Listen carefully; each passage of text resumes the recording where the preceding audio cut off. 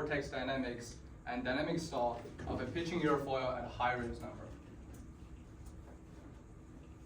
Let me give you a short introduction of what we'll be doing. So, vertical axis wind turbine has been applied in an open area due to its small scale capability. However, computation regarding vertical axis wind turbine can be computationally expensive. Therefore, researchers in the recent past have used the pitching motion of an airfoil to simulate the blade and the wind interaction. This simplified model can be further applied to a flutter motion of an aircraft. But for either vertical axis wind turbine or flutter motion of the aircraft, dynamic stall is a critical issue that affects aerodynamic performances. As a little bit of background, stall are initially introduced by the reverse flow at the angle of attack. As the angle of attack increases, the separate flow grows from the trailing edge of the airfoil to the leading edge.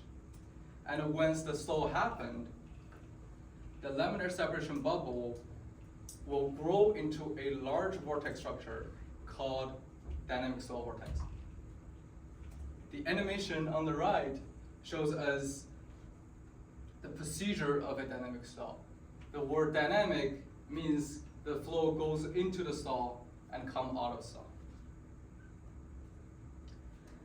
The literature review is going to involve three parts: the 2D flow dynamics, as well as the 3D flow, and then we're going to dive into model decomposition techniques. Let's start with the 2D. Earlier study on dynamic stall has been focusing on U-RENs and RENs for 2D simulations. However, this will ignore the boundary layer turbulence due to the turbulence model, as well as the span-wise effect. More recent studies on 3D flow physics help us to visualize the span-wise vortex structures, as well as comparing the effect in terms of span-wise thicknesses. Leading edge protuberance, on the other hand, is a nature-inspired technique to reduce instability and soften dynamic stall. Model decomposition techniques, in short, is a way to break down a complex system, which is earlier introduced in the industry of image processing. We use it to break down a complex flow physics. On the one hand, POD helps us to recognize the energy content in each of the flow features, where on the other hand, dynamic mode decomposition helps us to see how each vortex evolves over time. And there are dynamic mode decomposition studies done for low Reynolds number for tubercle airfoils as well. So here come our three research objectives currently. They are: number one, how are the vortex dynamics and the life cycle of dynamic stall affected by introducing the leading edge protuberance at a high Reynolds number? And number two is that how modal energy distribution and the instability mechanism change using proper orthogonal decomposition, dynamic mode decomposition, or its variant. And the third question is what triggers or delay dynamic stall under varying pitching amplitude and frequency, and what does dynamic modes has to say in it?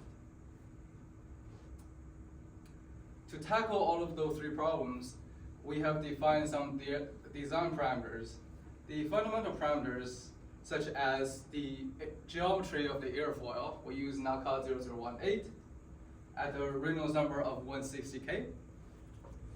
The pitching frequency varied from 0.1 to 0.3, and the pitching amplitude varied from 15 degrees to 30 degrees. The chord length and the radius are chosen to match exactly with the reference, and the kinematic viscosity of air is chosen to be 1.5 times 10 to the power of -5 meters squared per second. Non-dimensionalized parameters such as Reynolds number, reduced frequency, and Schuhart number are defined, as well as CFD initiation parameters such as core number, Kolmogorov skill, and there are model constants under the table as well. Notice that for all the 3D simulations as well as the 2% analysis, we use reduced frequency of 0.1 and pitching amplitude of 20 degrees. We use detached eddy simulations to model the turbulence, which is the hybrid of RANS and LES, where we solve three equations simultaneously. They are the continuity equation, the momentum equation, and the DS prediction equation. We use open form. Specifically, we use pimple loop, which is a combination of simple loop and the piezo loop, where we solve the momentum and the DS prediction equation in the outer loop to get the initial value of U. And then in the inner loop, we solve pressure Python equation to update the U and then go back to the outer loop. Specifically, temporal and convective terms are solved using precondition biconjugate gradient stabilized method, and pressure Python equation are solved using precondition conjugate gradient method. The time discretization scheme, we use Euler. Gradient scheme, we use cell limited Gaussian linear 1. Divergence scheme, we use Gaussian linear, as well as Laplacian scheme, we use Gaussian linear corrected. So we use proper orthogonal decomposition to further dive into the problem. We use POD to capture the energy, where we find the orthogonal modes that has the most or the second most energy content. Dynamic mode decomposition help us to see how each of the vortex evolve over time. And to further understand the problem well, we use multi-resolution dynamic mode decomposition, where it allows us to see the slower and the faster mode within each frequency subwindow. Now let's see the mathematics of modal decomposition techniques. Now for POD, we first extract the velocity for each time snapshot and put them in a big matrix B. And then we do singular value decomposition, where U is the spatial mode column vector and sigma is a diagonal matrix that contains the eigenvalue of lambda. And then we rank the eigenvalue. For dynamic mode decomposition, we construct the same velocity field and perform singular value decomposition, but instead this time we seek a linear operator of A, where this operator will predict the velocity for the next time step. And then we project this A onto the spatial column vector U. Then we get the S delta. And then we solve the eigenvalue problem there. For RMDMD, we perform dynamic mode decomposition logarithm in the global sense, and then we subtract the slow modes, where the eigenvalue is 1 or its argument is 0, and then we split them into half, and then do the DMD again, and this iteration goes on. As for the boundary condition, the velocity inlet is placed at 10 C in front of the center of the airfoil, and the pressure outlet is placed 20 C behind the center of the airfoil. We apply the symmetry to top and bottom boundary, and they're placed 10 C away from each other. Front and back are applied as periodic boundary conditions to simulate the infinite span-wise ratio, and they're placed at 0.2 C away from each other. The wall of cylinder is the sliding mesh interface, where we apply sliding mesh technique to the pitching of the cylinder. As for the grid, we apply a structural O-grid, where we carefully capture the thickness of boundary layer by ensuring that the first layer height, that Y plus, is less or equal to 1. And to make sure that we capture most of the vortex structures in the span-wise direction, we apply 64 equal cells within that 0.2 C range. Once we have the grid, we perform a grid independent study, where the cross grid contains about 6.5 million cells. The median grid consists about 8.5 million cells, and the fine grid contains about 10 million cells. As we plot in CL and CD, and we show that here, we see there's no significant difference from the meeting grid to the fine grid. So in that sense, we'll choose the meeting grid as our final mesh. Similar reason has applied to the time step independent study, where we only see a minor phase lag from 2,000 time step per oscillation cycle against 4,000 time step per oscillation cycle. So we choose 2,000 time step per oscillation cycle. As a validation of our solver, we perform 3D validation against Lee's study for knockout 0012. We kept the kinematic profile and reduced frequency at 0.1, and we compare with Lee's study done in 2004, as well as Wang study done in 2012. As you can see here, our results show a rather smaller discrepancy as compared to experimental study in 2004. Whereas one study done in 2012 for DES, it showed a rather larger discrepancy because of the time step. Let's do a recap of our research objective. And the first question that we're going to answer here involves vortex dynamics. So the figure on the right shows us the force coefficient of a half cycle of an oscillation doing pitching up motion. The CL value almost increases linearly until it reaches local maximum and starts to drop. At this point, we call the onsite of stall. And the stall is showing by the abrupt drop of CL as we pitch down. Notice that the tubercle airfoil had a rather milder drop as compared to the standard airfoil. And let's break the vortex dynamics down frame by frame. So as you can see on the initial stage, that the separate flow convex almost coherently down to the stream, right? And as we move towards higher angle of attack, let's say angle of attack of 14 degrees, we see the detached region grows into the leading edge. At the angle of attack of 15 degrees, what we see is that some of the detached flow grow into each other, forming a larger vortex structure, or some of them will dissipate away. That's what we see in C. And then notice that at the angle of attack of 17 degrees, we start to see some of the earlier detachment from the leading edge. At the onside of a stall, where the leading edge vortex is fully detached from the surface of the airfoil, then we call that Laminar separation bubble. During stall, Laminar separation bubble near the leading edge will burst and grow into a larger vortex structure called dynamic stall vortex. The vortex dynamics of a tubercle airfoil behave a little bit differently. At the angle of attack of 11 degrees, we see two vortex pairs rotating away from each other, and they are called counter-rotating vortex pair, or CRVPs.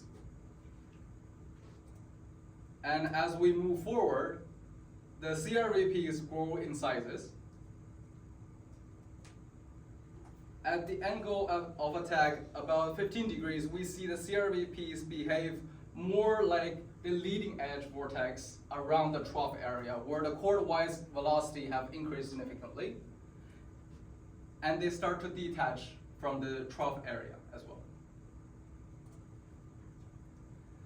At the angle of attack of 17 degrees, what we see is that the leading edge vortex in trough area is fully detached from the surface of the airfoil, and they start to grow into each other.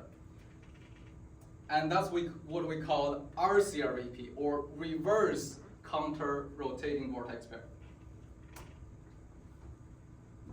RCRVP, as RCRVP come back down the stream, that's what we see at the angle of attack of 18 degrees. And keep that in mind, even during stall, we see that the flow in the peak area stays still attached. And that tackles our first problem, is that the milder drop of CL is due to that the more attached region of a tubercle airfoil has as compared to the standard airfoil. And let's move on to the second one. To see how each vortex structure develop over time, let's take the DMD modes. As we can see in figure A, which has a Schuhol number of 0, this means that the flow is not moving. or the background flow.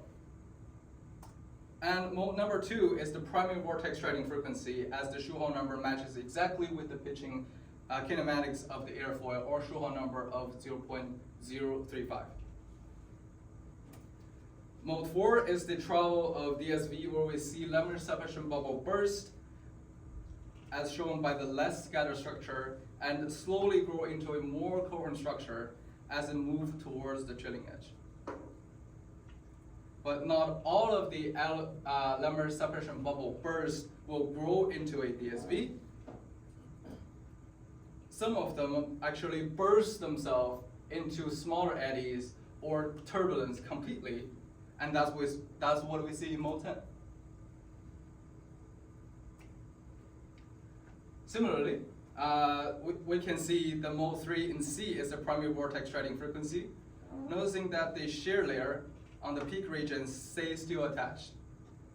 In mode 4, we see the detachment of LEV or CRVP, and they grow into each other, forming a RCRVP.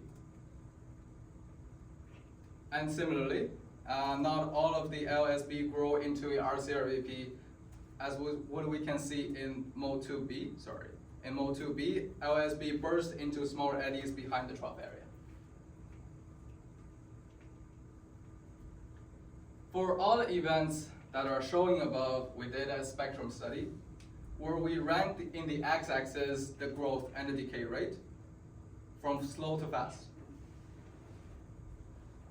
And we see the comparison between the 2% airfoil on the left and the standard airfoil on the right. We see the travel of SVD modes for the 2% airfoil is much higher than the standard airfoil. As well as for the LSB bursting event, which has more obvious comparison that the dissipation rate for 2% airfoil is much higher. However, there's no significant difference between the primary vortex striding frequency modes for both situations. And there shouldn't be, because both are under the same pitching kinematics. To see the energy distribution of each vortex structure, we perform a proper orthogonal decomposition where the figure on the left is the energy fraction by modes, in the middle is the cumulative energy, and on the right is the modal energy fraction in the log scale. On the left, we see the biggest energy contribution from the flow is the leading edge vortex and the trailing edge vortex. And the rest can involve DSV, wakes, shear layer instabilities, and etc. But they contribute to less energy, as we show in the plot here. To see the reconstruction, we have reconstructed up until 90% of kinetic energy, as shown. And let's take a look at that. Now from figure A, B, and C is the modal reconstruction from 1 to 3, 1 to 5, and 1 to 9. And we can compare all of them with the actual flow field as shown in D. We can see that from A, we were able to capture the mean flow physics of LEV shedding, as well as some of the TEVs. And as we move from B to C, we see better resolution version of flow physics, especially in the trailing edge area. But notice up until this point, or 90% of the kinetic energy, we still don't see a significant contribution from the wakes yet. This, in other words, means that the wakes contribute to rather less percentage of the energy, usually less than 10%.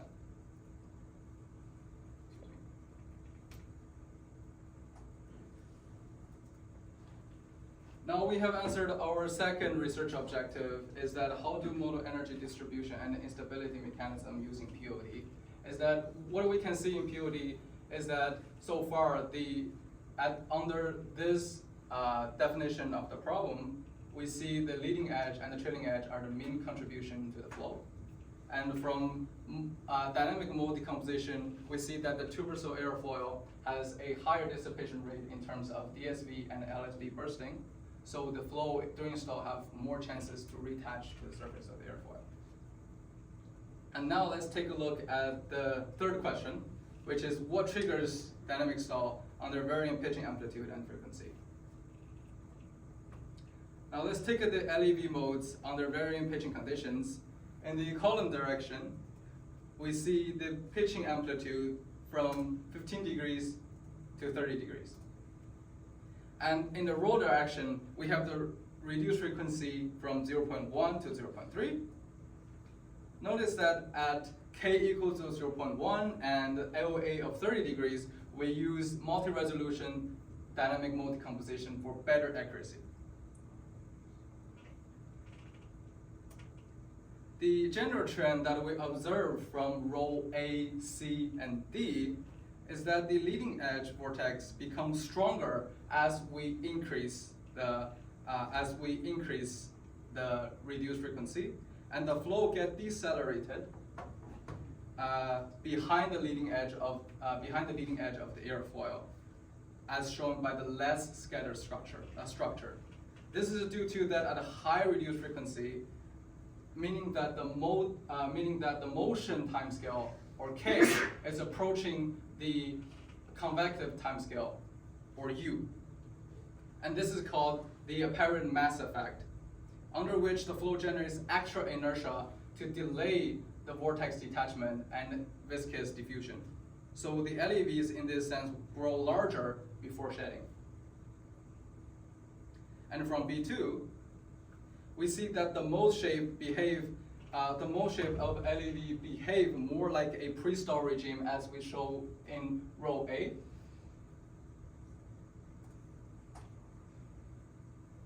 Where the LEVs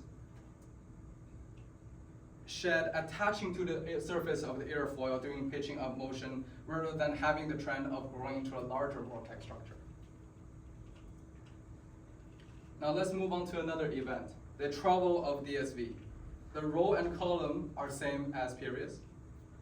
And as we observe from B, C, and D, that is specifically moving from B to B1, we see that as we increase the reduced frequency, the stronger the vorticity strains. The similar trend can be observed as we move from C to C-2 and from D to D-2.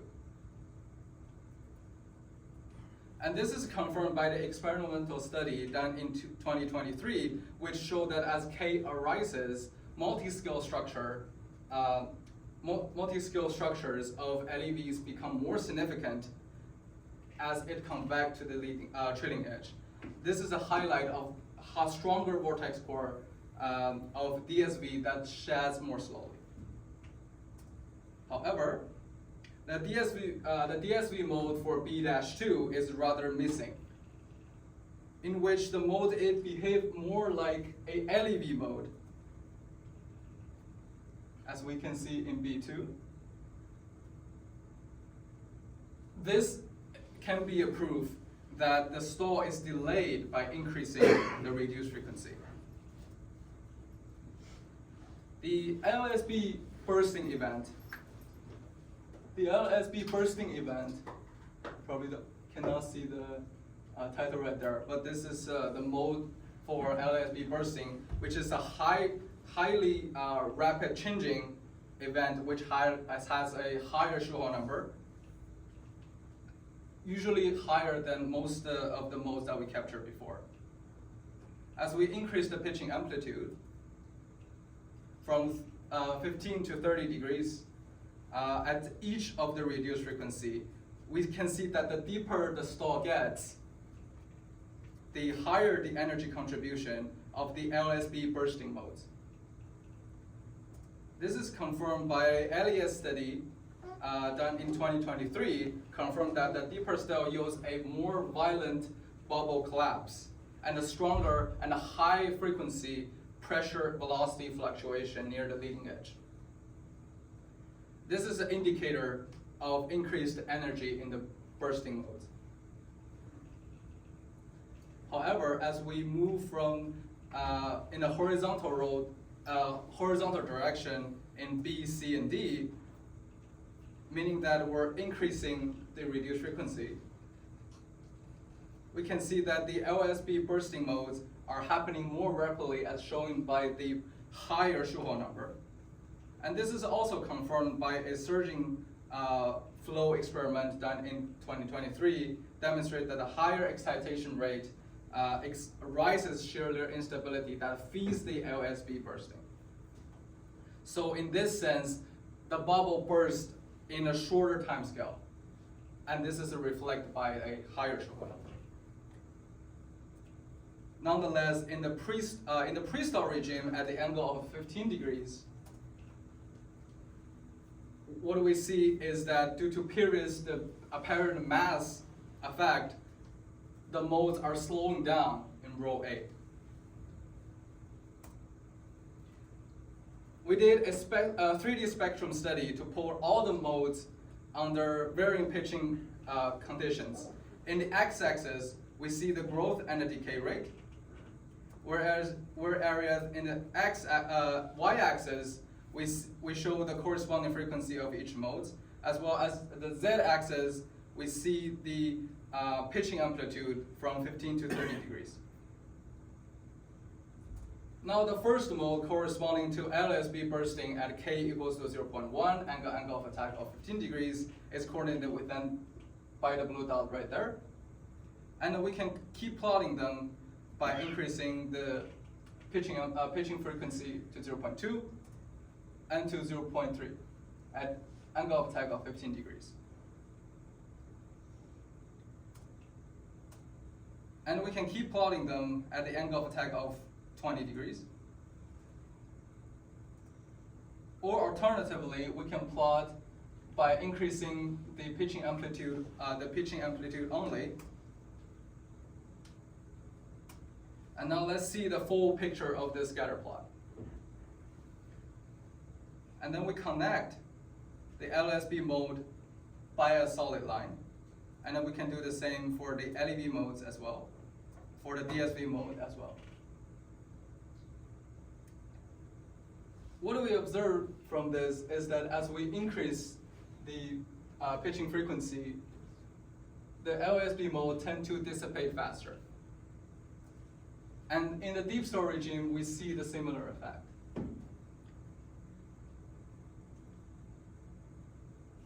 The DSV mode, on the other hand, require us to draw a zero line for better visualization, where in deep stall, angle of attack of 25 to 30 degrees, we see that DSV had a rather slight positive growth rate. This means that the vortex structure in deep stall remain its coherency as it travels to the end of the domain.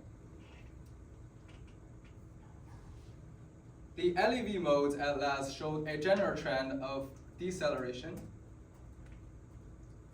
As we increase the pitching frequency, this is due to the apparent mass effect, as we mentioned previously, and which similar trend at the lower Reynolds number is confirmed. What we did here is a reconstruction, is a effectiveness of DMD modes and RM DMD modes at each pitching conditions, where we showed and compared the reconstruction error with respect to the velocity norm. The x-axis showing the pitching amplitude, and the y-axis showing the reduced frequency. The z-axis showed the relative reconstruction error in the percentage sense. And if we start from AOA of 15 degrees and move into deeper stall of the deeper stall regime, we see the general trend of error of standard DMD tend to increase at each of the reduced frequency. This is due to the fact that the flow exhibits, when the flow exhibits strong non-stationarity or non-linearity, a global model-based technique such as DMD itself will start to miss the transient event. However, counterintuitively, multi-resolution DMD showed a higher reconstruction error for most of the pitching conditions. As we increase the reduced frequency, meaning that the flow is more dominant by the airfoil and become more linearly prominent, this is where multi-resolution DMD start to produce more error because it introduced artificial discontinuity at each of the sub-window. Nevertheless,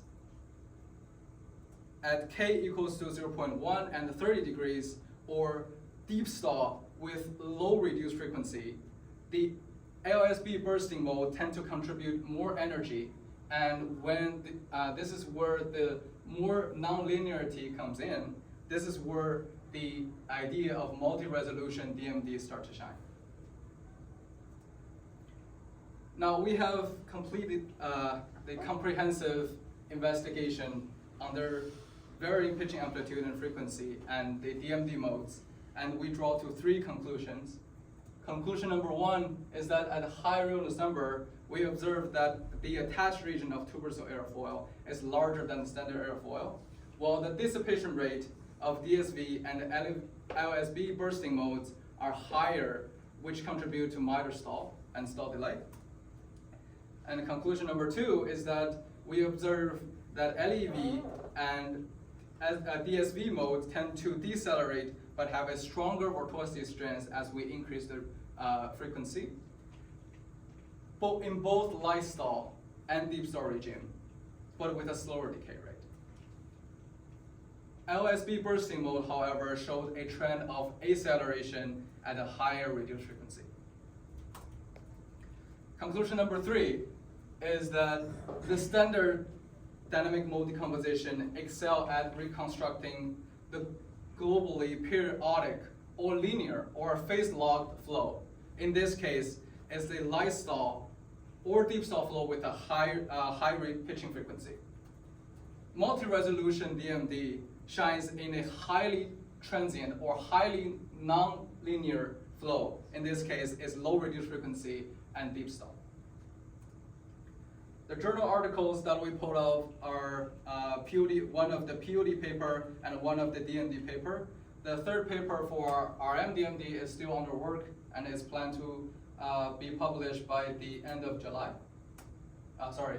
Submitted by the end of July. So here is the Gantt chart.